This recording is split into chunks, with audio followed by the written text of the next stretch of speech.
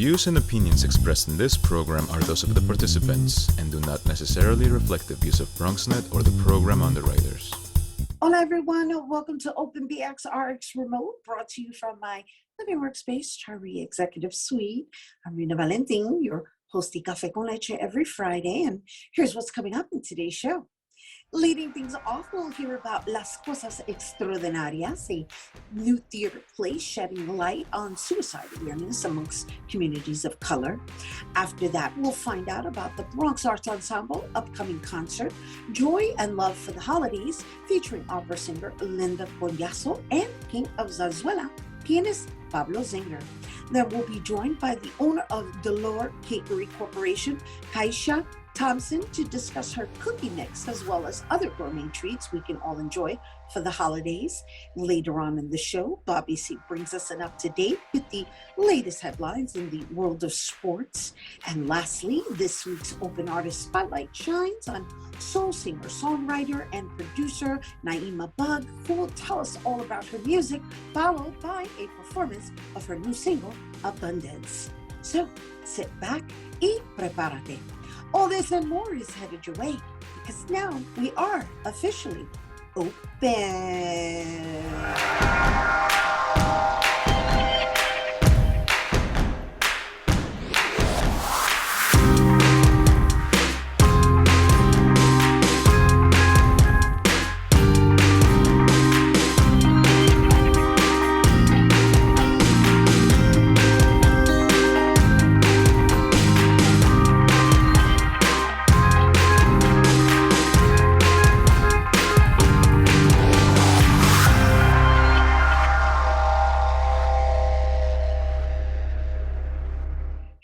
Welcome to Open. I'm Rhina Valentin, your host of Café con Leche for the next hour, inviting you to get social with us online. That is, tweet us and follow us on Instagram at BronxNet TV and like us on Facebook at Open BronxNet Television. And of course, while you're there, you can follow moi on Twitter, FB, Instagram, Insta Stories, and LinkedIn at Rhina Valentin. So according to recent preliminary data published by the CDC, suicide rates amongst Black and Hispanic Americans have increased in 2020 compared to 2019. And our next guests are part of Las Cosas Extraordinarias, a new theater production shedding light on suicide awareness, exploring the many aspects of life that make it all worth living. And here to share more, we welcome producer Maria-Cristina Fusté and actress Norwill Fragoso. Hello and welcome, ladies. Hello, thank you for having us. Hello, Rhina, thank you. Well, welcome, welcome, welcome. Thank you for being here with us and for taking the time in the midst of your production, because I know you've already opened. But I would like to open up with just acknowledging you, Maria-Cristina, and congratulating you and Boundless Theater and everything that you have been providing thus far to East Harlem. But most importantly, congratulations on your new residency. Your what is it? Is it a permanent residency, a temporary residency? Let's talk about it. Yes, yeah, we're extremely excited, Rina. So this is the thing. We've been working at the Julia de Burgos Performance and Arts Center, as you know, for the past 6 years or so. And due to that relationship that we have developed with the Hispanic Federation and the JDB PAC, they offered us an artistic residency for the next 2 seasons. So it's basically 2021 and 2022. So that means that all of our projects that usually took place at Teatro Círculo, New York Theater Workshop, now they're going to take place, all of them, at the Julia de Burgos. So yeah, we're extremely excited. It feels like home. And Las Cosas Extraordinarias is our main stage production. This year, we're doing it in Spanish. We always present our main stage production in English, but this is a very unique year. So we are doing this in Spanish and bringing this production from Puerto Rico. So yeah, we are happy to welcome the audiences and to show people that we can do professional theater at the Julia de Burgos Performance and Arts Center. which you do, which I've witnessed and I've partaken in. So I'm really excited. I'm really excited to even see this show myself. So let's introduce Norwill Fragoso, who is the star of this production. And in addition to that, let's talk about the audience participation aspect of this, because even though you're the main character, it seems the audience plays a really big role in this presentation. Hi, Rhina. Thank you for having us here. I'm going to talk in my Puerto Rican English, so I'm going to do the best I can. I am not the star of the show. The star of the show is the audience. The audience, it's an important thing in the list of the Las Cosas Extraordinarias list. They participate as part of the characters of the show. They play with me, and they are part of the roller coaster of emotions that I had as an actress, but they will also have as an audience. All right, so thank you for clearing that up. Whatever. No, it's all good. It's a disclaimer. It's a disclaimer because you are the stars of the show. If you don't come, I don't have the show. No, I hear you. True. That's another factor. but let's talk about the uniqueness of how this production is designed and why you're saying what you're saying, because from what I understand, each show is different because of the different audience members. So walk us through an experience without giving the entire show away, of course. It is a brilliant thing, make this show, because the audience play with me. And every night, every show is different. Also, I am different in every presentation because I react, my reactions depends of the audience reactions. And every night I receive different emotions, different reactions. People laugh, people cry, and all of that reactions transform my acting, my performance. And this performance is the most important thing in my career as an actress. That's interesting. Is that because it's actually talking about mental health awareness? Yeah, mental health is a big issue in our world.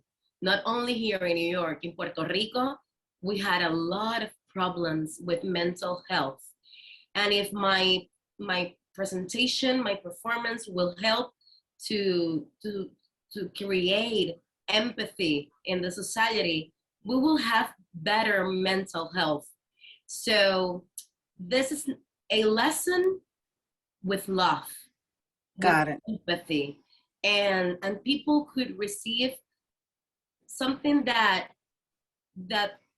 release their pains. Right. And confirms that you are not alone, right, that we have each other. And this play, it's a beautiful thing. I'm very, very thankful of being here and of being the actress of this play that run the world, because there are many versions and we are the first one in the Caribbean. That's beautiful. Make it. No, yes. It's lovely. It's lovely, and I get it, and I'm receiving everything that you're radiating. And I want to just give this question to Maria-Cristina in asking her, like, was there any particular event that occurred? Obviously, we have the pandemic that we're all kind of trying to overcome and or deal with collectively and heal from. But aside from that, is there anybody on a personal level that you've been touched by that may have, considered the act of suicide or has committed suicide that has moved you to bring this production to New York? Well, the reason why I brought this production to New York is because I feel that in New York, especially here in New York, everything with the pandemic was so intense and so much death. And I guess we're all traumatized by all this, that I thought that this play brings joy to the audience. It gives the audience an opportunity to see themselves, right? But also to feel that there's hope, and give them a laugh. They will cry, they will laugh, and they will cry again and laugh again. Obviously, what I should say, like probably most of us, there's always people in around us that struggle with mental health. And I feel that this play is important because we definitely need to get the word out that there's more to life, that life is worth living. And there's many things around us that maybe we take for granted, things, everyday lives. Things like right now I'm talking to the two of you, and this is a privilege, right, to be able to do that. And it's exciting, it's beautiful, three women talking about love, about theater. So it makes us appreciate everything that we have around us.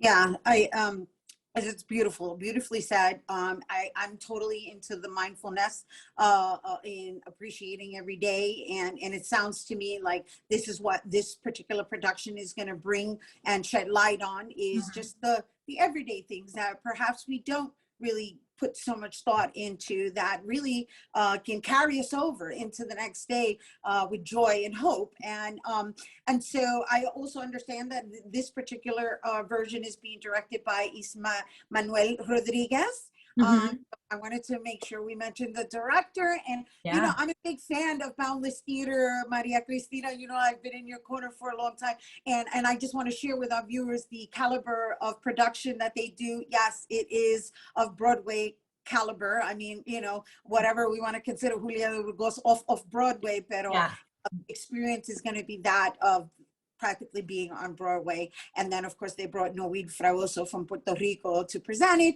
And as they mentioned, it is in Spanish, but a lot of you are primarily Spanish speaking. And if you're not, perhaps you can just step in and experience the non-verbal communication in exchange, because that's also part of it. Yes.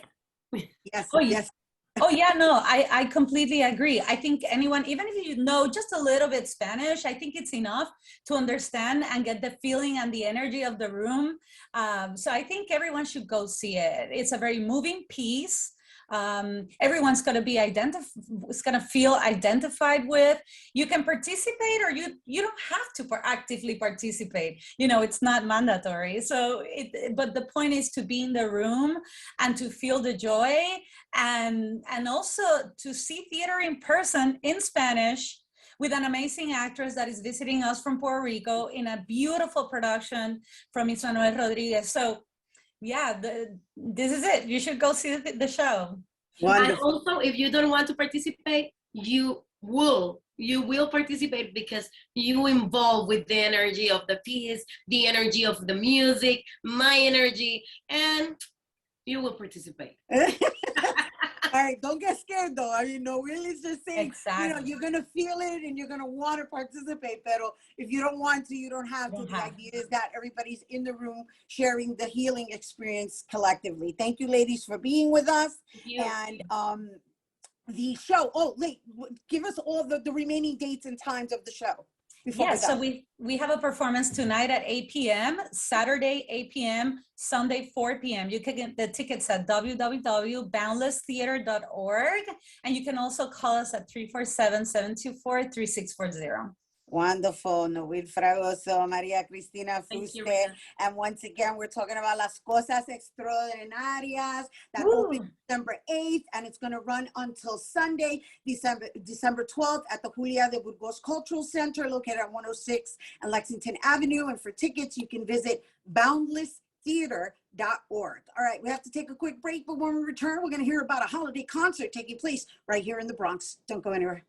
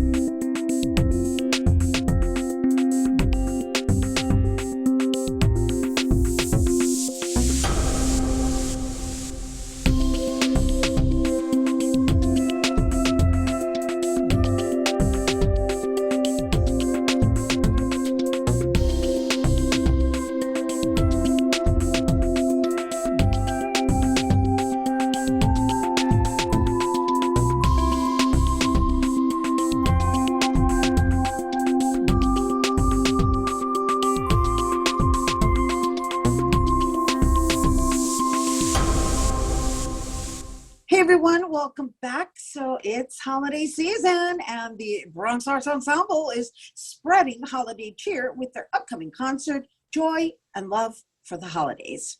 The event will feature Bronx native and opera singer Linda Collazo, as well as the crowd favorite king of zarzuela, pianist Pablo Zinger. The performances will include holiday favorites, Broadway tunes, as well as a special tribute to Irving Berlin for all to enjoy. Here to share more, we welcome Bronx Arts Ensemble Music's program manager Kika Wright and Linda Collazo and Pablo Zinger. Hello and welcome. Happy holidays. Hi, happy holidays. Hello, happy holidays. Yeah, oh my gosh, I'm excited. I'm excited because, I think this year life is different and I hope it remains on this path. But the fact that we are all coming together outdoors to be safe, but needless to say, we're still taking on the holidays with much hope and joy, right? So, Kika, we've had you on throughout the pandemic, and here you are in this new role of music programs manager. Yeah. How has that transition been for you? Congratulations. It is such an honor. I love the Bronx so much. Every time I go up, I'm like, what amazing borough. So so transitioning from being a teaching artist and performer to kind of setting the musical, the musical dialogue of the organization has been like a big treat and an honor. This is actually our 50th anniversary year. So we have been serving the Bronx with music and related arts since I think 1971. And so hopefully 50 more years. And we're so excited to finally be back to in-person concertizing.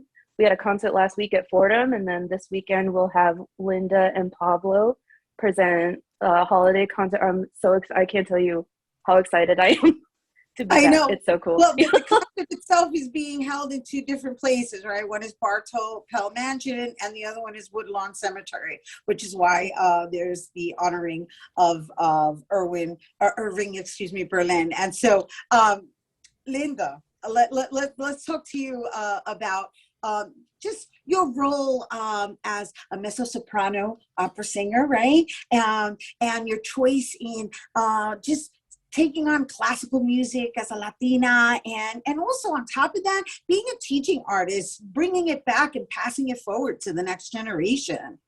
Oh, thank you. Well, I discovered I could sing from attending LaGuardia High School for voice. And I was very fortunate to be encouraged by the teachers to keep studying opera. Their core curriculum was solely classical singing. So that really was a way for me to test out if opera was where my voice was like best at. And since then, I've just kept going. I studied it in college, and then now I'm performing and I'm singing opera professionally, which is truly wonderful, and I'm very lucky. One of the things that I got to do over the pandemic was start to cultivate my own personal private studio of singers and pianists. I also teach beginner piano, and I was able to do that over Zoom and teach people all over the world. But now that things have opened up, I have focused more on people from the Bronx.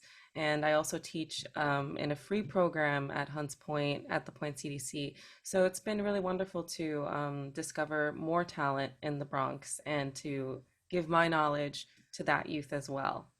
And speaking of piano, we have, El Rey himself presente, Pablo Zinger, who is a professor, who is world-renowned, who has traveled extensively, who is obviously going to be accompanying Linda Collazo in this wonderful presentation. Thank you for being here with us today. My pleasure. Well, I've known Linda, I don't know, for 6-7 years or more now. And I think I saw her in a Carnegie Hall concert, and I read her bio because I like her singing. Then I see winner of Bronx Arts Ensemble competition. And of course, my relationship with Bronx Arts Ensemble dates from when she was a baby in 1989. Were you born already? Yes. No, you were not born. Sorry. There you go. Before you were born, 1989 was my conducting debut with Bronx Arts Ensemble. I have a long relationship with this wonderful organization. And I'm very happy to see Kika taking over the concert organizing. This concert is going to be a lot of fun. We are doing the Irving Berlin tribute with, of course, White Christmas, which is very well known. They say it's wonderful. Anything you can do, I can do better, where I actually get to sing. Scary. Putting on the Ritz. And then, for example, we get into the holiday spirit with a classic Sephardic song, Ocho Candelicas, very catchy, and a Puerto Rican villancico by Amaury Veray, Villancico Yaucano. Then we feature the music of two great women composers from Latin America, Consuelo Velázquez, Bésame Mucho, Maria Grieber, Te Quiero Dijiste, Can't Help Loving That Man of Mine by Jerome Kern, a piece by an African-American woman composer, Florence Price, the Habanera from Carmen, a zarzuela song called Carceleras, very, very challenging, very beautiful song. And finally, two more holiday favorites, Winter Wonderland and Let It Snow. So as you see, it's a fun program. It's a very varied program. It covers many stylistical and ethnic, lines, as well as crossing gender lines. So, highly recommendable, and I'm greatly looking forward to. It sounds exciting. It sounds really exciting, especially knowing that some of the songs people are going to be able to sing along. And I just wanted to, before we let you go, can we just share with everyone the definition of zarzuela? Because you're known as the king of zarzuela, and I know that you said that the show is going to have a little bit of it, and so I just want them to be versed in classical language. Well, very briefly, zarzuela is Spanish musical theater, period. So it's a genre in which combines, like musical theater, musical numbers with spoken numbers. So in a way, West Side Story and Carmen are also zarzuelas in a way. Which, by the way, I just saw I saw a preview. It was privilege, and Rita Moreno was there in person, and everybody in the cast. And I just saw the new West Side Story. But yes, that's what it is. It's Spanish musical theater, and it was created in Spain, but also practiced a lot in Latin America, in Puerto Rico, Cuba, etc. So is it a cultural thing, or is it a stylized thing? I guess is really what I'm asking. Well, in styles, it's as diverse as musical theater is. So, for example, in musical theater, you have the big musicals like, Showboat and West Side Story and Sweeney Todd, and then you have the tiny little musicals like the Fantastics or, Sugar Babies. Well, the same in zarzuela. You have very light, very modest little pieces, and then you have big ones that very much sound like operas. What Linda will be singing is a beautiful song called Carceleras, which is very fast.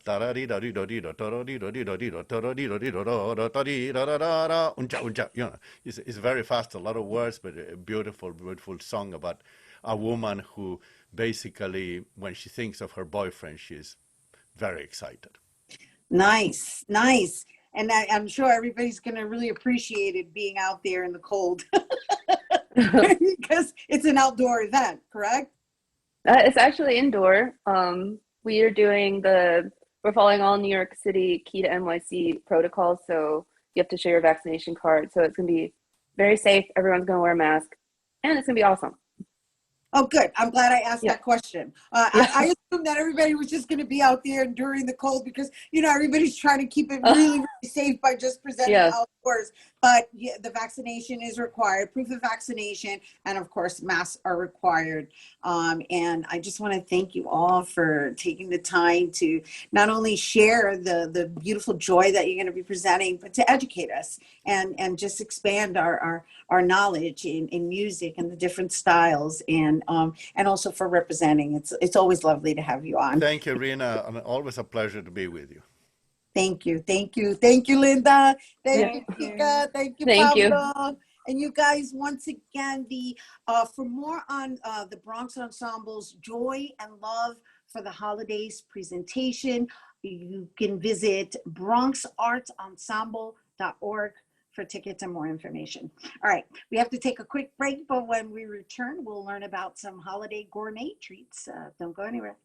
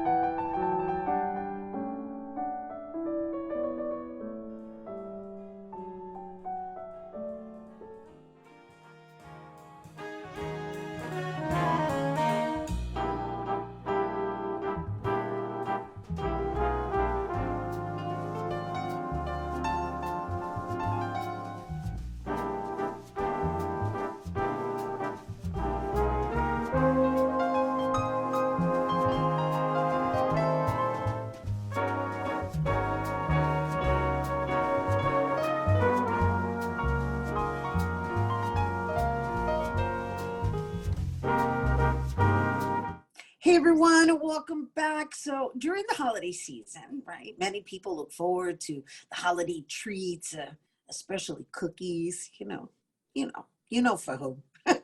So our next guest created a cookie mix that we can all use to bake some tasty cookies that we can hopefully leave for who? Santa. Yeah. So anyway, she's the owner of the 5-star artisan cake catering company, Cakery Corporation. And today she joins us to tell us more about her unique flavoring. Please welcome Kayisha Thompson. Hello, welcome. Hi, how are you? Good. We are excited to have you. I know I'm excited because I'm like, oh my gosh, all of the different flavors that I read on your Instagram account. I'm Caribbean infused and caramel popcorn and cake pops but before we even got into all of the different flavors, I would like to introduce your journey to our viewers because I personally found it very intriguing, especially because we are doing a lot of mental health advocacy just since the pandemic, right? It's just a conversation we're constantly having, and the fact that you had a bachelor's degree in psychology and you hold a master's in human services, and throughout all of this you were actually obtaining a certificate, rather you have a certificate in mental health counseling, and in all of this you were learning how to bake, and now you have a Cakery Corporation. So let's start with, was baking your means of self-care?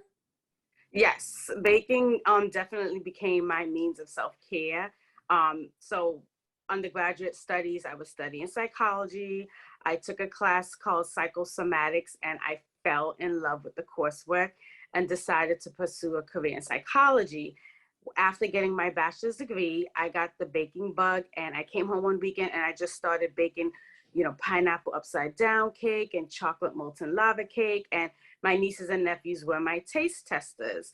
And fast forward, I relocated to Atlanta, Georgia for a period of time. I walked into a Joann's fabric store and saw a huge sign that said cake decorating classes. And I thought, oh, wow, I love to bake. It makes sense to learn how to decorate what I bake nicely. And so I took classes there and fell in love with it. And my instructor says to me, Kayisha, you're really good. You're a fast learner. Would you like to come on as an instructor and teach all of the kids' classes? So I got that opportunity while I was studying for my master's degree. And I developed, my own business. I started posting pictures on social media and people reached out to me and said, hey, you can turn that passion into profit. And a female entrepreneur reached out to me and she helped me develop my website and my business, growing it to what it is today. So that was a really wonderful, quick synopsis of how you got to where you are, but just give us an idea of what kind of time span that was.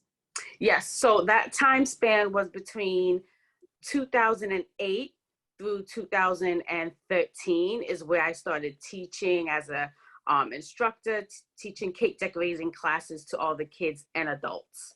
And then I grew from there from about 2014 up until now, carving out my brand, going through a whole rebranding process, changing my name from Pink Princess Pastry to Delore Cakery. I wanted something a little bit more unique, professional, friendly, and fun type of branding. So that was my timeline. Yeah, and then your background, you had mentioned prior to getting on air, was that you were dealing with individuals or children or teens with behavioral disorders. Yes, I used to work for a residential treatment facility for at-risk youth. A lot of teenagers with different behavior issues, child abuse history, toxicity and trauma. And so baking at the same time was my outlet for my personal self-care, in addition to going and getting massages, but baking was the it for me. And so I would bake, and then I would bring in goods to, work for my coworkers to enjoy. And then, that actually expanded. People they wanted to support me.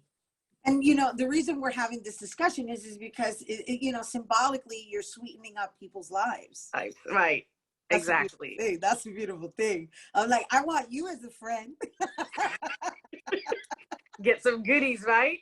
So, all right. So now let's talk about what you've evolved into. So, yes, you do offer all of these delicious delights. However, now you're offering the actual cookie mix as well as cake jars. So let's talk about that.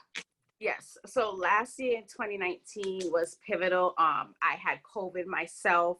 And after getting over COVID, I said, what's next?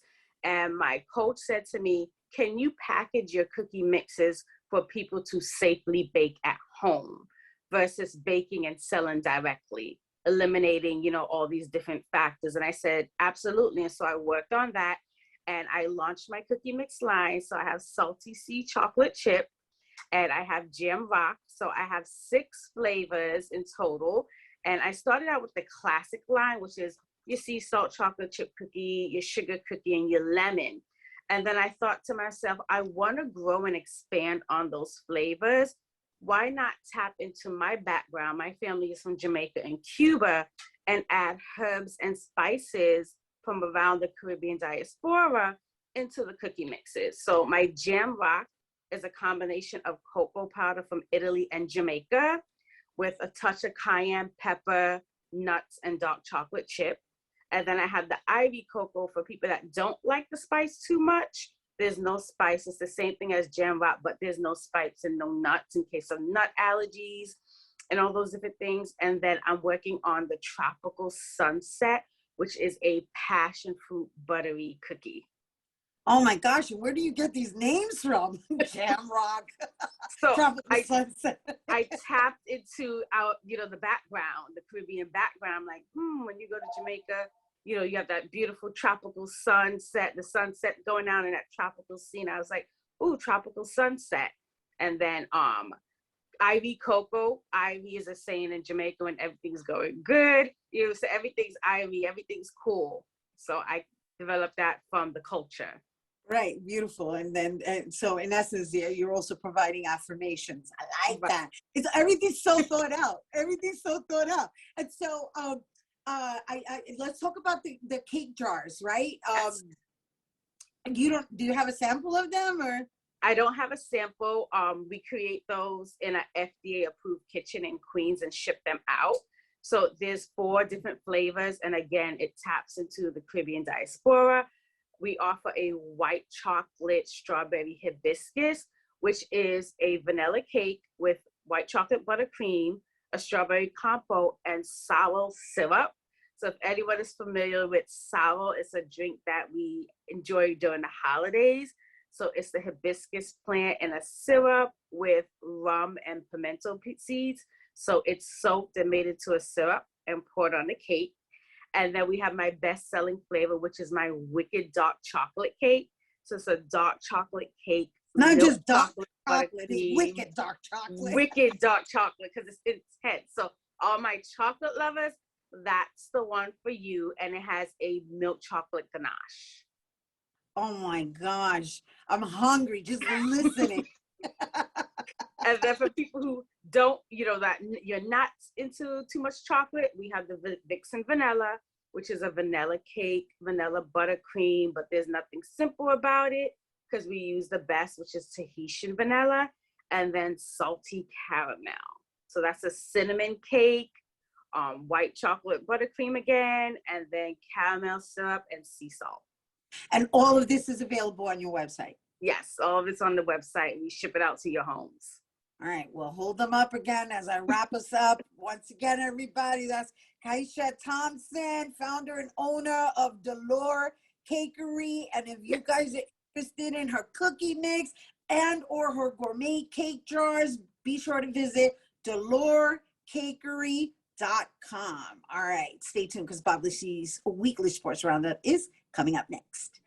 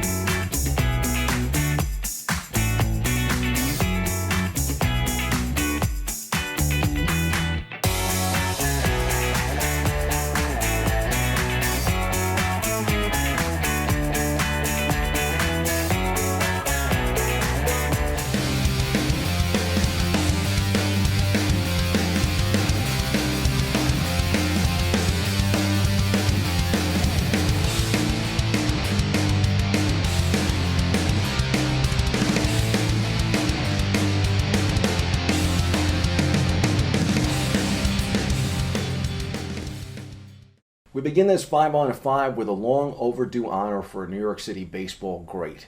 Gil Hodges is heading to Cooperstown. The former Brooklyn Dodgers first baseman won 2 World Series with the organization as a player and guided the Miracle Mets to glory in 1969 as their manager. Gil's widow, 95-year-old Joan Hodges, and members of his family met members of the media to celebrate the news. Here's more. Thank you all, and thank you all for the kind and good words.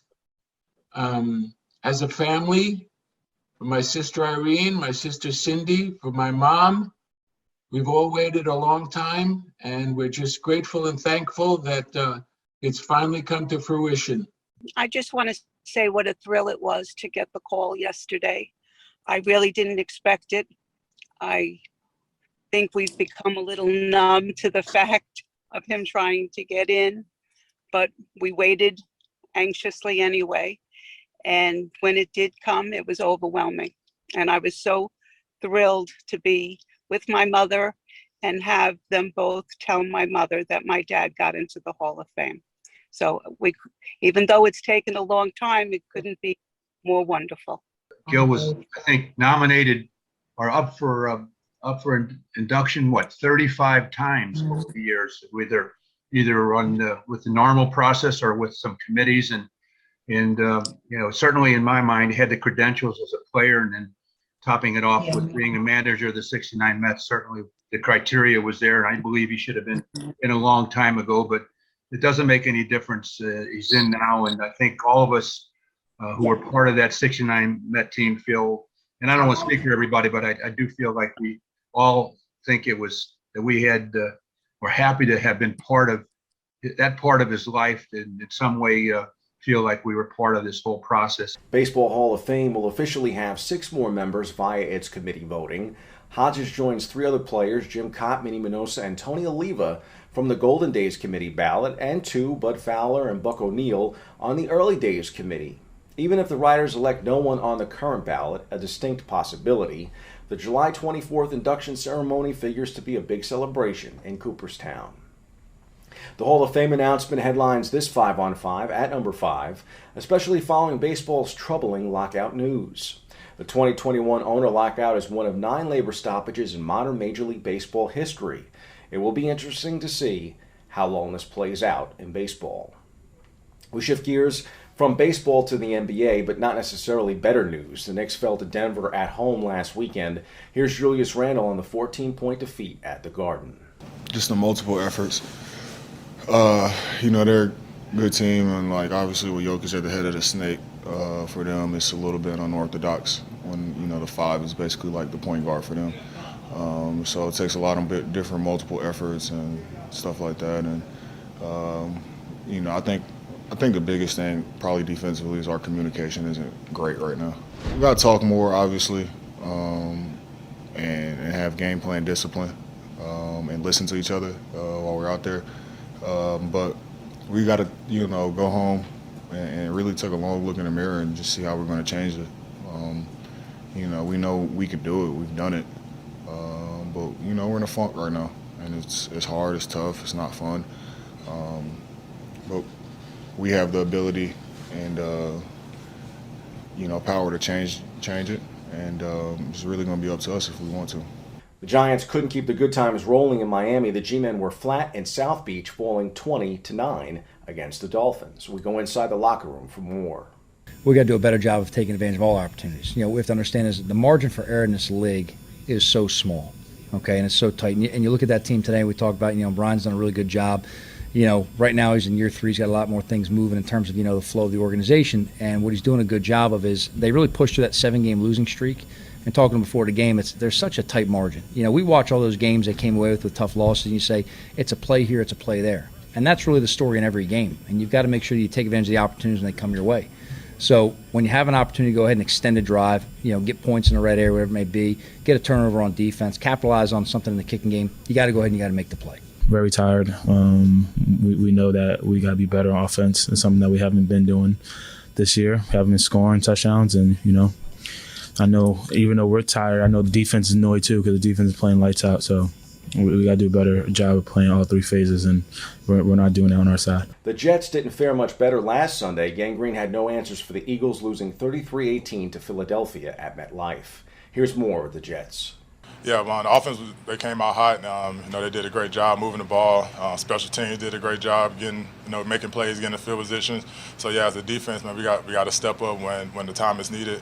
We had a few stops, but that was in the second half. But like you said, man, when the team is rolling like that, the defense, we got to make plays. We got to step up. It's just there's been times where we all been on the same page, and we've seen what that look like. And the times when we beating ourselves or we we're not executing the right way, we've seen how that look. Every great player or every Hall of Famer, everybody start at the same level. So to say that just because we have guys that's not as accomplished or don't have the experience, I don't really believe in that, because at one point I didn't have any experience, and I had to learn on the fly. I had to learn through my mistakes. I had to learn through the leadership and the coaches that I had. And so every player is going to have to go through the same thing. To their credit, they possessed the ball. They had the ball to end the first half. And then they come out and have a really long drive. I think it's 8 minutes on that first drive. And then obviously we go quick on our drive. And then they get the ball back and pretty much take up the entire third quarter. So, that's big. So. That's the front end of 5-on-5, 5 stories that you may have missed and 5 to look out for in the week ahead. In at 1, Lewis Hamilton won the Saudi Arabian Grand Prix and has now tied Max Verstappen in the championship standings. It all comes down to Abu Dhabi this weekend. Talk about an exciting time in Formula One. At 2, the New York Giants will be in LA to face the Chargers on Sunday. That game kicks at 4:05 p.m. In the 3rd spot, the Jets welcome New Orleans to MetLife Stadium Sunday for a 1 p.m. kickoff. A day earlier, the annual Army-Navy game will be played at MetLife at 3 p.m. Our BronxNet cameras will have you covered there. Excited to see all the pageantry. The game is being played at MetLife to honor the 20th anniversary of 9/11. And rounding out this 5-on-5, the Heisman returns to Times Square Saturday night. Alabama quarterback Bryce Young is the overwhelming favorite for the Heisman Trophy after throwing for 421 yards and 3 touchdowns in the Crimson Tide's 41-24 win against Georgia to claim the SEC championship.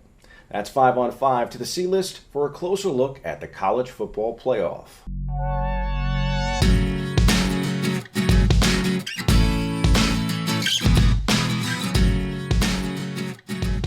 It's time to celebrate year number 8 of the CFP. For the first time since year 2 of the CFP in 2015, 2 new teams are in the bracket, Michigan and Cincinnati. Number 2 Michigan and number 4 Cincinnati are decided underdogs to the favorites, number 1 Alabama and number 3 Georgia, who have played in a combined 13 CFP games.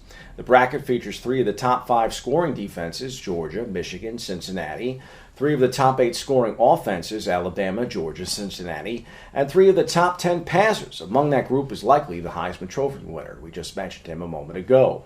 In the end, Bama flexed late in the season and is the favorite again, but I really like what Michigan has done this year, and more importantly, I love that we have 2 new teams to cheer for. This Final Four has a look of basketball's March Madness, some favorites and some Cinderellas. The Crimson Tide will have the opportunity to repeat as champions, while the Wolverines enter their first playoff in school history. Ditto to the Bearcats, who are the first non-Power 5 team to compete in the playoff. Then there is Georgia, the most dominant team in the country this season, but also the only team entering coming off a loss. It makes for a super narrative coming into what surely should be a pair of great college football games. I'm really interested to see who will be playing in the national championship game. If I were a gambling man, I'd take Alabama and Michigan in the national championship. That's your look at sports. I'm Bobby C.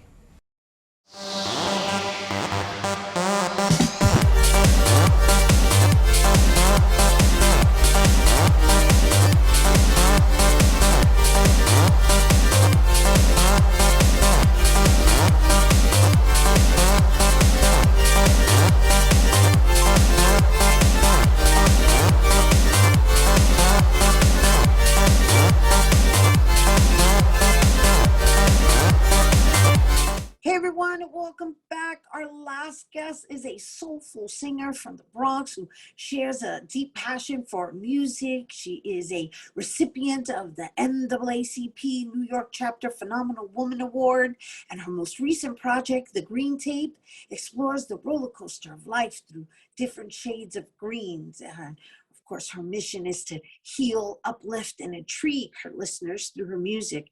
And here to share more, we welcome Ni-Emah Bugg. Hello and welcome. Hello, thank you for having me. Well, thank you for being with us. And well, I want to open up just with this whole concept of the green tape. I want to talk about the green tape.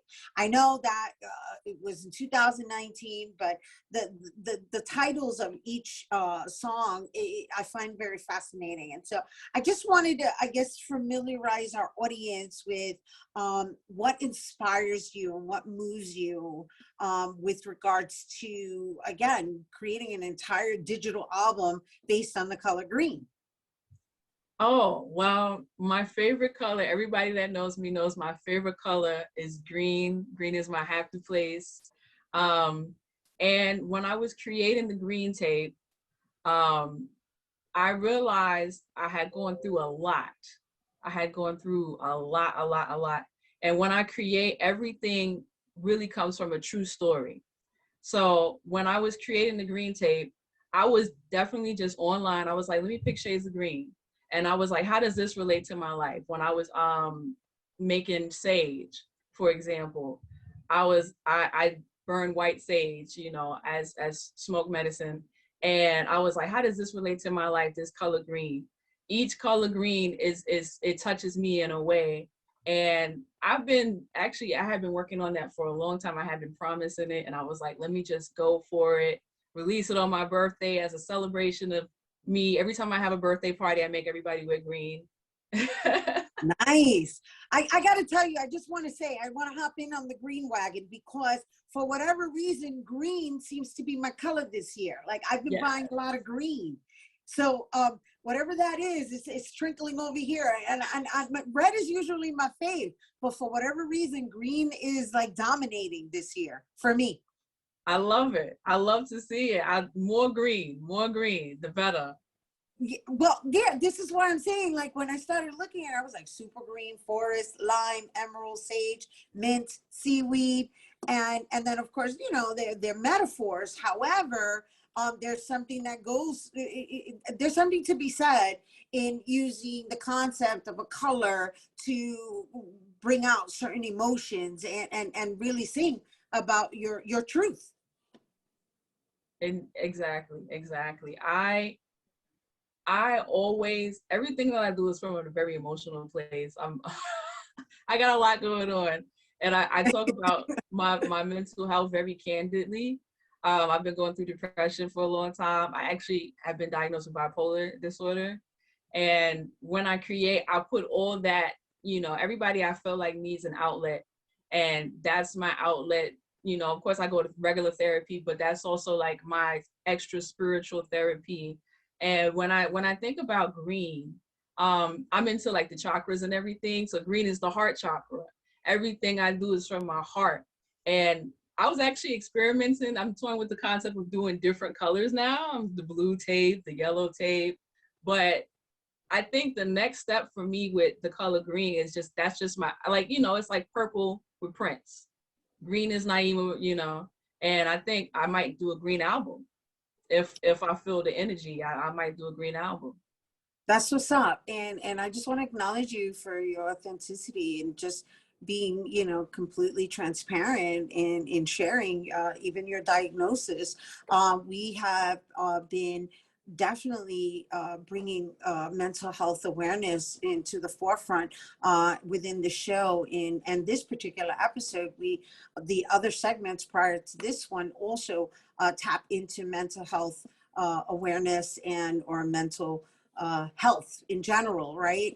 Without giving any specific area of mental dysfunction or whatever it is that we're all dealing with something collectively. And the idea really is that we have these conversations in normalizing the fact that we all use different outlets and use different ways of self-therapizing, right? And you're saying you do it through your music, and not only did you do it through your music, you're doing it through a color, and it's allowing you to be with yourself and share with the world your amazing talent, because I can't wait till our audience hears your voice. Thank you.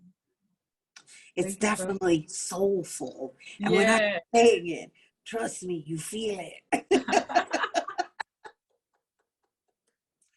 So now the song you are going to be singing for us is called Abundance. And so we went from this green category into something that's non-color related.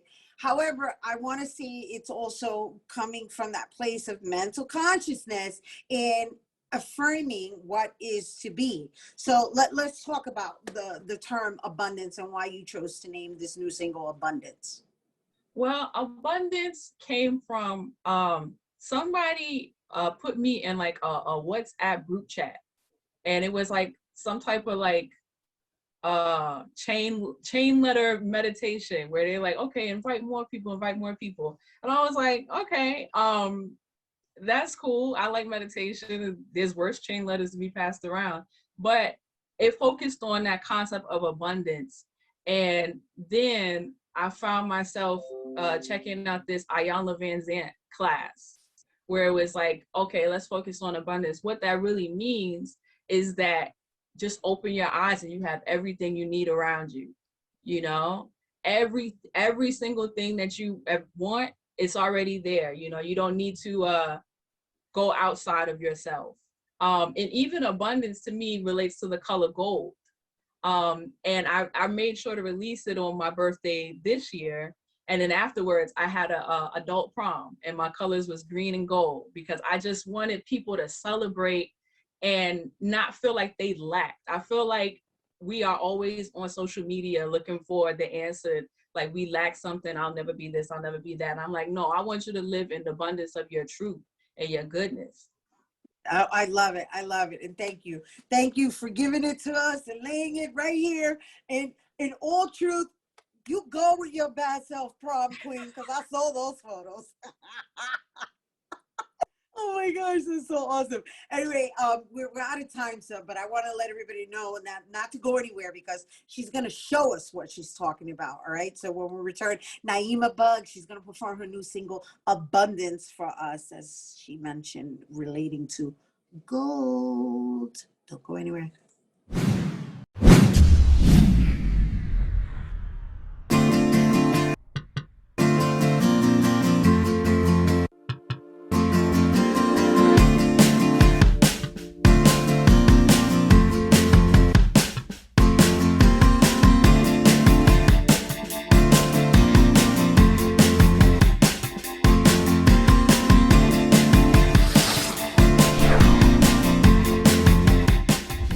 Hey everyone, welcome back here now to perform her new single, Abundance. Please welcome Ni-Emah Bugg. I want you to know I feel abundant. I feel abundant. I feel abundant. I feel abundant. Silver and gold ain't got nothing on me. Shaking down on the money tree. Gone are the days where I'm living in scarcity. Raising my power, I'm moving abundantly. I feel abundant. I feel abundant. I feel abundant.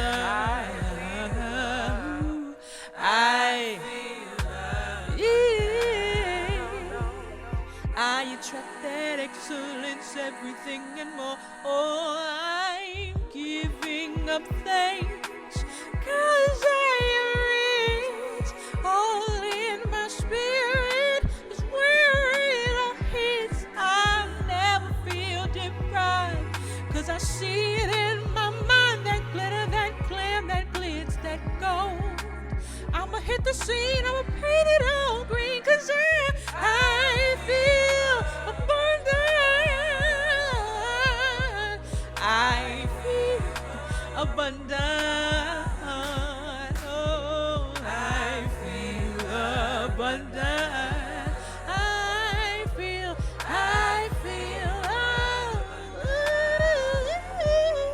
prosperous woman, all along the mission. Gas up the whip and let's go to where we need to go. Prosperous woman, all along the mission. Gas up the whip and let's go to where we need to go. Prosperous woman, all on the mission. Gas up the whip and let's go to where we need to go. Prosperous woman, all on the mission. Gas up the whip and let's go. Let's go. Prosperous woman, let's go.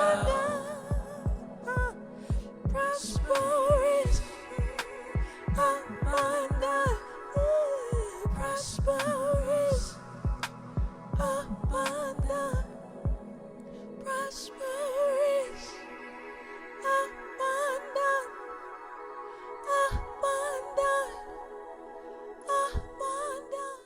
That was Ni-Emah, and of course, she can be found on all musical platforms. And for more information, be sure to follow her on Instagram at Ni-Emah Bugg. That is our show today, mi gente. Thanks to our guests for coming through, and to you, our viewers, for tuning in. If you missed any part of the show, you can check out the recaplecast tonight and 24 hours a day at bronxnet.tv. I'm Rhina Valentin, and from all of us here at Open, may the universe provide paz, prosperity, y amor. Happy holidays, everybody.